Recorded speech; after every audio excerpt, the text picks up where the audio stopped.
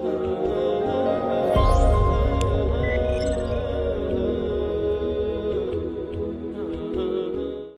usul alganda çaçı kançaga örülgөн болуш керек, масык кылуу үчүн деген суроо экен. Аялдарга бир жеңилдик берген шариятта, эгерде чачы өрүлгөн болсо, башын жууганда усулу шаар дейт, негизги чачынын тамырларынын астына суу жетсе, калганын жууш шарт эмес деген маселе бар. Бул бирок баягындай өтө каттуу өрүлгөн чачтарда айтылат. Каттуу өрөт, илгери билесиңерби, ата-энеңер, энелер көбүнчө оор болгон, өрүп, анан үстүнө баягындай пакта менен пилик кылып байлап алган. Анан күлүштөрүн да байлап коюшкан. Алын оңойлук менен чечилбейт.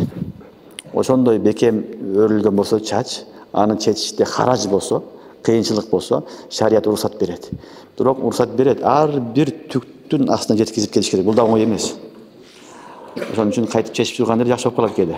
Себеби чачтын ар бирине түкүнө, себеби бир эле түккө жетпей калса усул жарабай калат.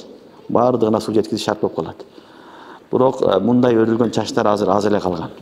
Азыр узун чачтуу аялдар табылышы деле кыйын.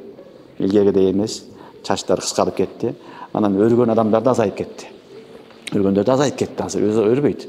Эгер кайсыл бир жерде чын эле ошондо өргөн болсо, шариаттын баягы талабына туура келсе, чачы бекем өрүлүп, чечиш кыйын болуп калган болсо, анда усулу шаар дейт.